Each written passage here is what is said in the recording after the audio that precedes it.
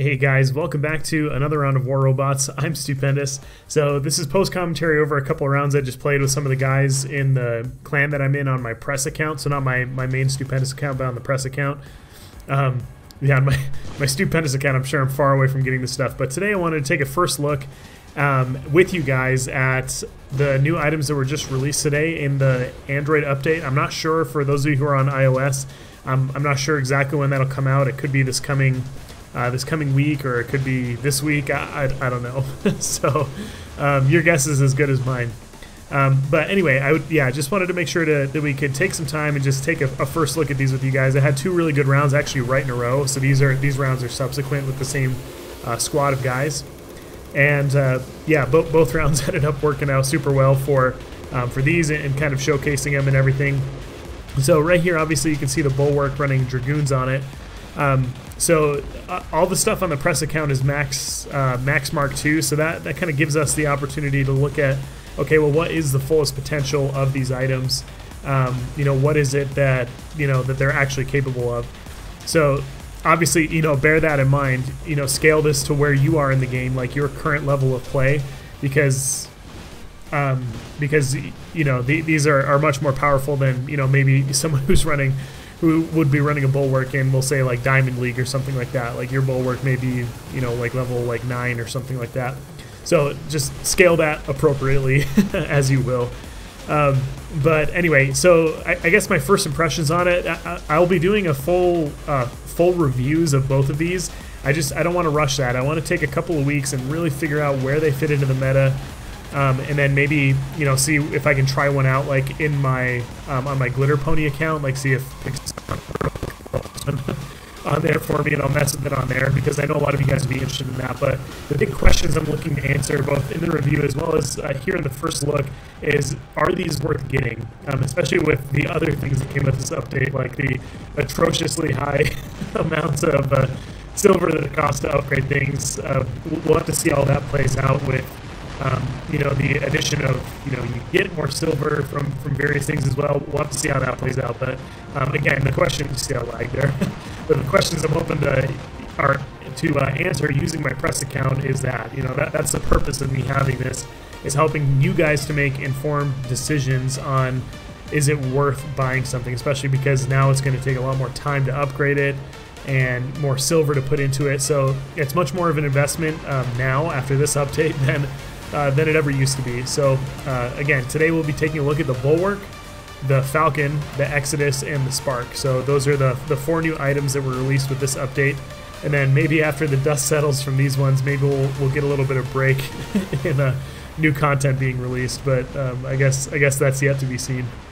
So anyway, back to my initial first impressions of the Bulwark. So in Champion League, most of the things that I run into, they're either Max Mark. It's a mix between Max Mark 1 stuff and then Mark 2, maybe like level 10 to 12 equipment. That's the bulk of what I run into. When I'm running with my clan, you tend to run into a lot more other clans, and there is a higher tendency for those clans to have more Max Mark II stuff as well. So this actually did end up being a very good test for me and how it plays out in Champion League. This is where I play on my main account as well as in Champion League. So anyway, my first impressions are generally positive. It definitely takes some getting used to. But before these rounds right here, I had played about like 4 or 5 rounds in the morning prior, just trying to warm up with this stuff, get used to it. So this is probably rounds like 6 and 7 that I decided to actually record and everything. And I couldn't do a live recording just because of the state of my house at that point in time. I couldn't hop on and do a live recording. I would have preferred to have done that with you guys rather than doing the post commentary because I don't know. I don't like staring at my screen while I'm doing commentary. I much preferred, like as with all my other videos, just to do all my commentary live. So yeah, Bulwark initial impression is really good. I'll talk about it a little bit more shortly when we get out the Bulwark with Exodus on it. But while we have the Sparks on here, I just wanted to talk about the Pursuer with the Sparks. In my opinion, besides putting Punishers on a Pursuer, besides putting Gus on a Pursuer, which is, in my opinion, it's like the #1 best thing that you can put on your Pursuer. the sparks would be the next best thing. You know, the benefit you get is that you can fire further and with precision from range, but I don't care much about that. Like especially when you're running a pursuer anyway, I prefer to be up in people's faces.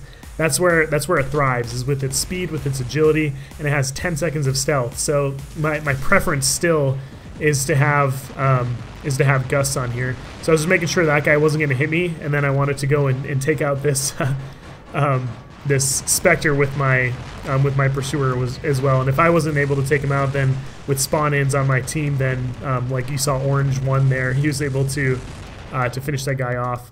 So, and remember, these work exactly like the Scourges, so 600 meter max range, but they become much stronger. The multiplier for damage becomes much larger the closer you get to your opponent. So you want to be still in face-hugging distance, and that's actually why I don't like running these, is because when you're running Gus, you can continuously fire. You don't have to worry about a reload, for one, but then you also never have to worry about target lock.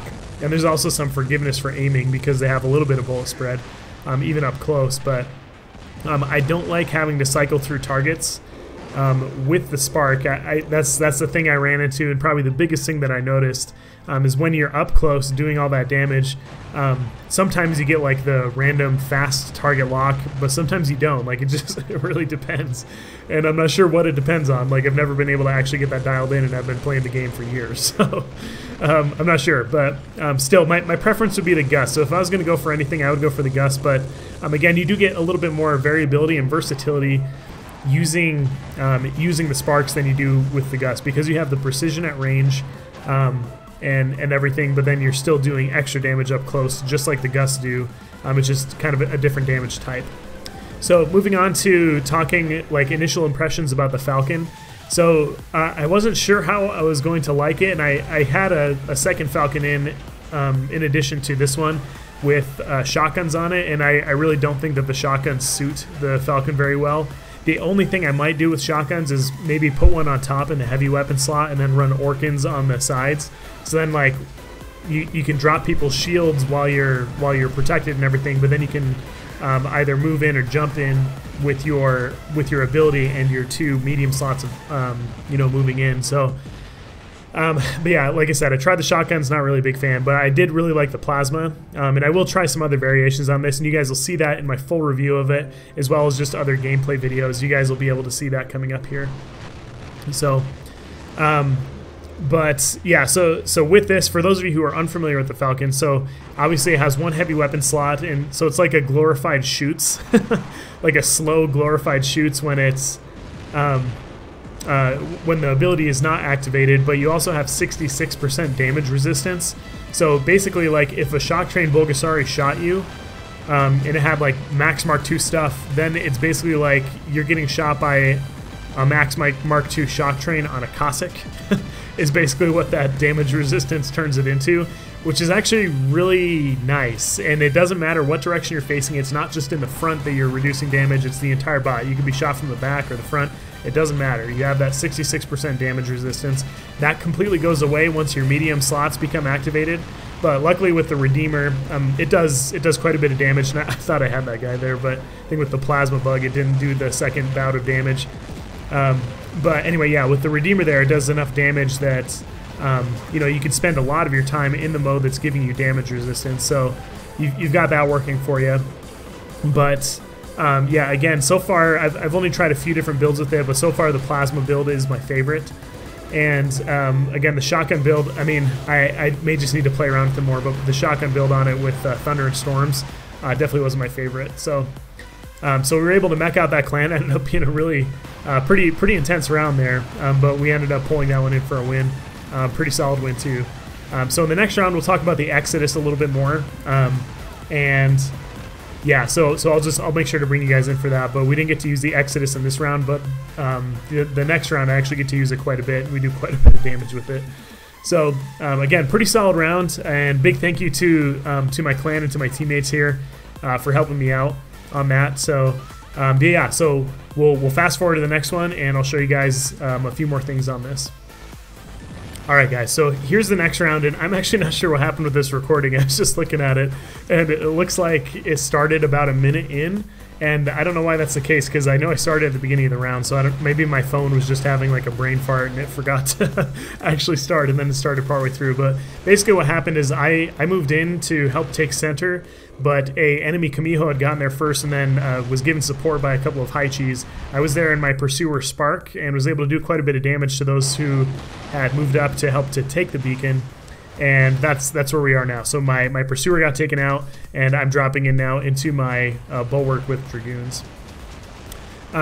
So again, so with the Dragoons on here, it really makes for a formidable setup, because the Bulwark has the physical shields on the front that enclose. Those are only open when your Aegis shield is down. So that's the shield that blocks all types of weapon fire, even in Ember. And so as you can see right now on mine, it's inactive. I just activated it, which is what that orb is on the back there. And my shield drained, and so I deselected the ability so that I could drop it back off again. But he had already broken through my frontal shields, which aren't like incredibly strong.